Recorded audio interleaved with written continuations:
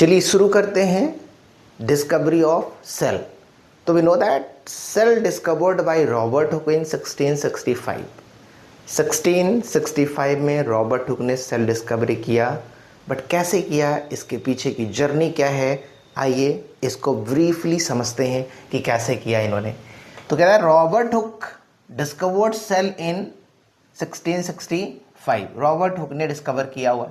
अब ये क्या थे, तो कह रहा है कि रॉबर्ट हुक जो थे वो मैथमेटिशियन थे एंड फिजिक्स थे, मतलब वो मैथमेटिक्स जानते थे, बहुत अच्छे ज्ञाता थे मैथमेटिक्स के, एंड फिजिक्स बहुत अच्छे जानते थे। बट उन्होंने सेल कैसे डिस्कवर किया, तो हम यहाँ पे समझते हैं कि उन्होंने क्या किया ऐसा कि जो सेल की डिस्कवरी हो गई। रॉबर्ट हुक ने ऐसा क्या किया जो सेल डिस्कवर हो गया, तो समझते हैं इसके पीछे की कहानी क्या है। तो रॉबर्ट हुक क्या थे, तो ये एक मैथमेटिशियन थे और एक फिजिसिस्ट थे, बट क्या किया इन्होंने, ज्वाइन किया, है ना, in 1662 joined Royal Society of London, Royal Society of London as a curator, as a curator of instrument, as a curator of instrument, यानी इंस्ट्रूमेंट की क्यूरेटर, देखभाल करने के लिए उन्होंने ज्वाइन किया था कहाँ, रॉयल सोसाइटी ऑफ लंदन में। यानी रॉयल सोसाइटी ऑफ लंदन जो एक जगह है जहाँ पे साइंटिस्ट रहते हैं, वर्क करते हैं, वहाँ पे उनको एक काम मिला था, किस रूप में, तो क्यूरेटर का काम मिला था। ये जो एक फिजिसिस्ट थे, एक जो मैथमेटिशियन थे, उनको काम मिला इंस्ट्रूमेंट के क्यूरेटर के रूप में, देखभाल करने के लिए, यानी इंस्ट्रूमेंट को देखभाल करने के लिए जो है रॉबर्ट हुक को वहाँ पर ज्वाइन करा गया। अब देखते हैं आगे की जर्नी क्या है, आगे की कहानी क्या है यहाँ पे। तो देखना है हमें कि क्या करते हैं ये। तो कह रहा है कि इन 1663 ही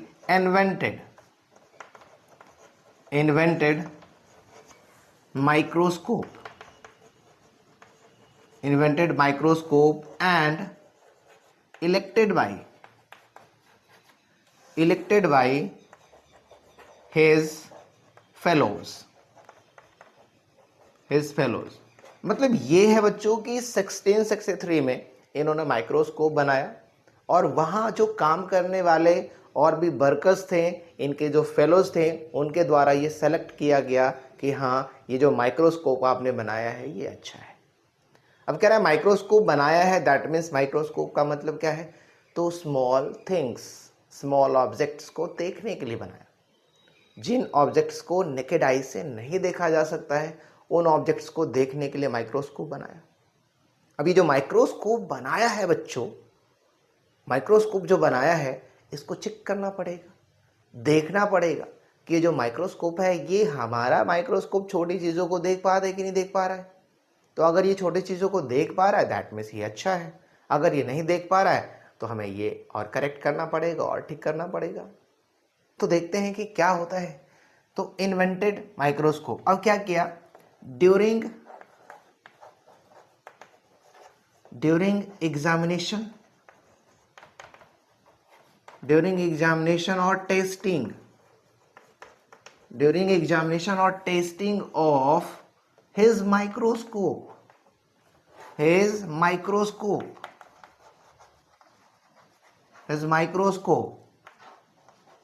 he used thin slice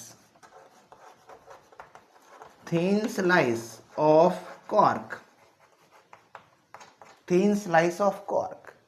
जो प्लांट होता है बच्चों, प्लांट की जो छाल होती है, कॉर्क कहते हैं उसको, तो कॉर्क का इस्तेमाल किया। किसका इस्तेमाल किया, कॉर्क को इस्तेमाल किया। थिन स्लाइस, बहुत ही पतला सा स्लाइस इस्तेमाल किया, किसका, कॉर्क का इस्तेमाल किया। अब देखते हैं कि कॉर्क को जब माइक्रोस्कोप में देख रहे हैं तो कॉर्क कैसा दिखता है, किस तरह का स्ट्रक्चर शो करता है माइक्रोस्कोप के अंदर। क्या जैसा कॉर्क हम अपने नेकेड आई से देख रहे हैं, क्या उसी तरह का स्ट्रक्चर शो कर रहा है, या हमें कुछ डिफरेंट स्ट्रक्चर मिलता है, कुछ डिफरेंट स्ट्रक्चर मिलता है। क्या स्ट्रक्चर मिलता है हमें माइक्रोस्कोप में देखने पर, यानी माइक्रोस्कोप में देखने पर हमारे लिए, माइक्रोस्कोप में हम कॉर्क को देख रहे हैं और यहाँ पे माइक्रोस्कोप जो है वो टेस्ट हो रहा है। तो बच्चों ड्यूरिंग एग्जामिनेशन और टेस्टिंग ऑफ हिज माइक्रोस्कोप, अपने माइक्रोस्कोप को एग्जामिन करने या टेस्टिंग करने के टाइम पे क्या होता है देखते हैं जरा सा। हुआ क्या, जिस समय एग्जामिनेशन कर रहे थे कॉर्क का under microscope, he observe honey comb like structure. क्या ऑब्जर्व किया? हनी कॉम्ब लाइक स्ट्रक्चर को ऑब्जर्व किया बच्चों। यानी मधुमक्खी का जो छत्ता होता है, हनी कॉम्ब होता है, उसके जैसा स्ट्रक्चर उनको मिला। और उस स्ट्रक्चर में क्या था? A number of compartment which were named cellulae or cell. कहता है कि जो हनी कॉम्ब लाइक स्ट्रक्चर है, उस हनी कॉम्ब लाइक स्ट्रक्चर में बहुत सारे स्मॉल कंपार्टमेंट होते हैं, छोटे छोटे कंपार्टमेंट होते हैं। उस स्मॉल कंपार्टमेंट को नेम दिया क्या? सेलुली, या उसी को क्या कहते हैं? सेल कहते हैं। कहता है जो लैटिन वर्ड होता है, जो लैटिन वर्ड होता है सेला, लैटिन वर्ड जो सेला होता है, इसका मतलब होता है अ स्मॉल कंपार्टमेंट या little room. A small compartment या लिटिल रूम, यानी उन्होंने लिटिल रूम देखा, स्मॉल कंपार्टमेंट जो देखा, उसका नाम क्या दिया? सेलुली या सेल नाम दे दिया। क्या नाम दे दिया? सेलुली या सेल नाम दे दिया। यानी स्मॉल कंपार्टमेंट को ही क्या कहते हैं? सेलुली या सेल कहते हैं। अब कह रहा है कि उन्होंने जितने भी स्टडीज किए, कॉर्क के स्टडी किया, सेल की डिस्कवरी में जो उन्होंने स्टडी किया, उन्होंने क्या किया? ही पब्लिश्ड हिज फाइंडिंग, जो भी उन्होंने खोज किया, he published his finding in the form of book called Micrographia.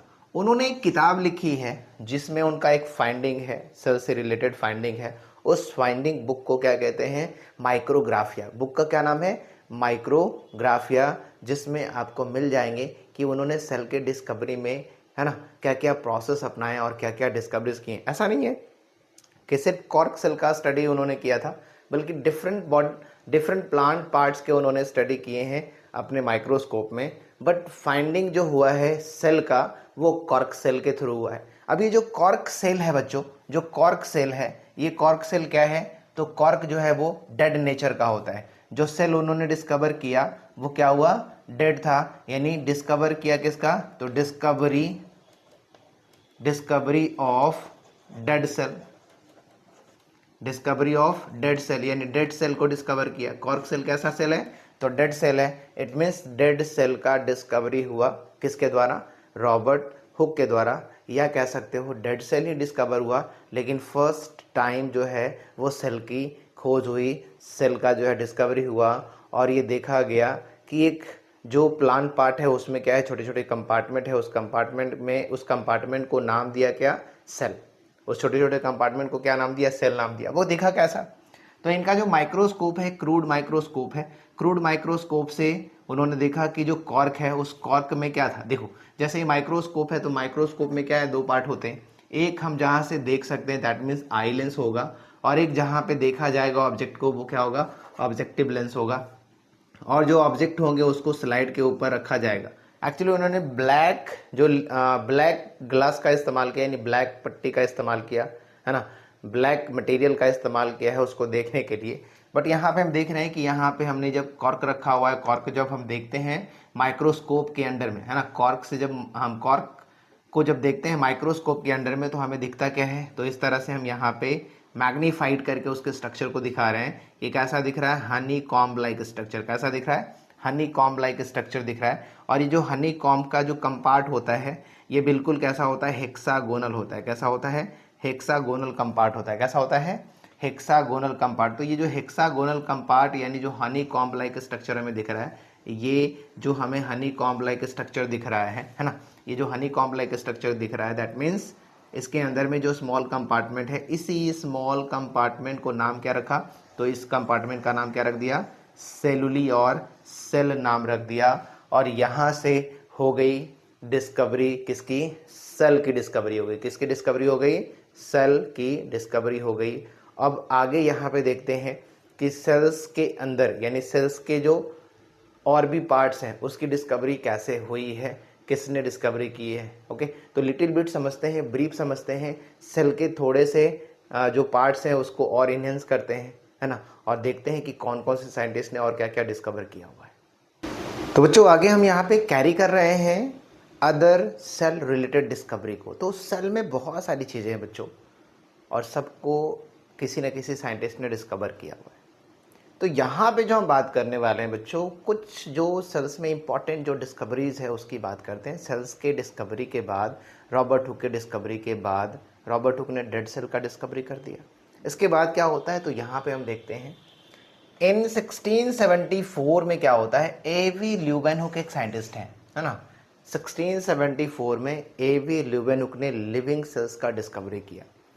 AV Leeuwenhoek ने लिविंग सेल्स का डिस्कवरी किया है 1674 में। कौन कौन सा सेल्स?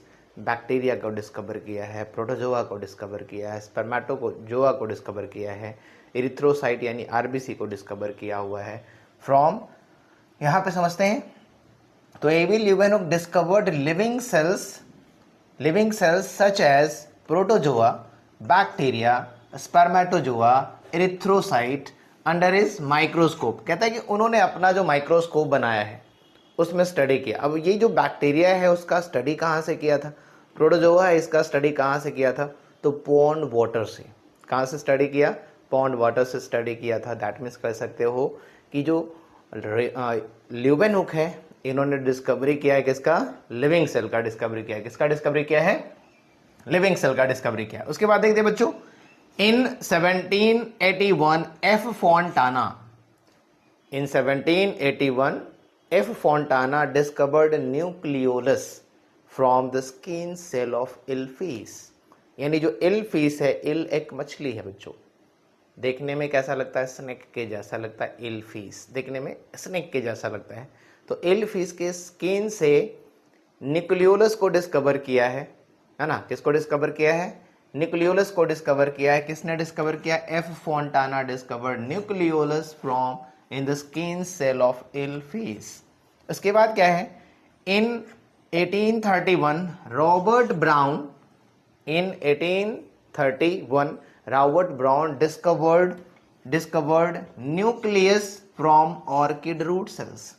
कहता है रॉबर्ट ब्राउन ने ऑर्किड के रूट सेल से डिस्कवर किया किसको? न्यूक्लियस को डिस्कवर किया। इट मीन्स न्यूक्लियोलस जो होता है बच्चों, न्यूक्लियस के अंदर पाया जाता है, और उसकी डिस्कवरी जो है एफ फॉन्टाना ने पहले कर दी थी, और बाद में जो है डिस्कवरी हुआ है किसका डिस्कवरी हुआ है? न्यूक्लियस का हुआ है 1831 में। देखो बहुत साल के अंतर है, बहुत ज़्यादा अंतर है।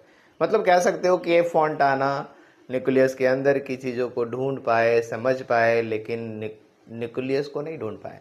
न्यूक्लियस की डिस्कवरी से कई साल पहले जो है न्यूक्लियोलस की डिस्कवरी हो गई है ना। तो ये समझने की बात है। कभी भी कुछ हो सकता है, किसी के दिमाग में कुछ भी आ सकता है। हो सकता है कि हम उस समय न्यूक्लियोलस देख सकते थे लेकिन न्यूक्लियस को नहीं समझ पा रहे थे, तो ये बड़ी बात हो सकती है। In 1839 J.E. Purkinje coined the term protoplasm. 1839 में J.E. परकिंजे एक साइंटिस्ट है। J.E. परकिंजे ने 1839 में टर्म दिया किस, जो सेल के अंदर जो लिक्विड भरा हुआ है, जो फ्लूइड भरा हुआ है ना, जो फ्लूइड भरा हुआ है वो एक लिविंग फ्लूइड है, और इस लिविंग फ्लूइड को क्या नाम देते हैं? प्रोटोप्लाज्म नाम देते हैं। दैट मीन्स जीव द्रव्य, एक लिविंग फ्लूइड है, इसको क्या नाम दिया? जीव द्रव्य प्रोटोप्लाज्म नाम दे दिया बच्चों। इसके बाद कह रहे हैं कि in 1861 D Bary and Max Schultze given protoplasm theory. Cell theory भी आया है, प्रोटोप्लाज्म थ्योरी भी आया है। तो प्रोटोप्लाज्म थ्योरी जो है 1861 में दो साइंटिस्ट ने यहाँ पर रिकमेंड किया हुआ है। एक मैक्स सूल्स है, एक क्या है? डी बैरी है। इन्होंने प्रोटोप्लाज्म थ्योरी दिया है। अब ये प्रोटोप्लाज्म थ्योरी क्या है बच्चों? तो प्रोटोप्लाज्म थ्योरी में ये कहा गया है कि cell is the tiny mass of protoplasm. Cell is the tiny mass of protoplasm. Tiny mass का मतलब हो गया बच्चों कि बहुत छोटा सा एक पिंड है, बहुत छोटा सा एक पार्ट है, बहुत छोटा सा एक पिंड है। किसका? तो प्रोटोप्लाज्म का। प्रोटोप्लाज्म का टर्म किसने दिया था? J.E. परकिंजे ने। प्रोटोप्लाज्म थ्योरी किसने दिया? तो डी बैरी एंड मैक्स सूल्स ने। और प्रोटोप्लाज्म टर्म कब दिया गया था? 1839 में। और ये प्रोटोप्लाज्म थ्योरी कब दिया गया? 1861 में। तो ये चीज़ें समझने की है। डिस्कवरी सेल के अंदर बहुत सारे साइंटिस्टों ने किया, अलग अलग सेल ऑर्गेनल्स का, अलग अलग सेल के पार्ट का। तो ये इसमें से कुछ हमने ब्रीफ यहाँ पे डिस्क्राइब किया हुआ है। अब आगे हम कैरी करते हैं नेक्स्ट टॉपिक।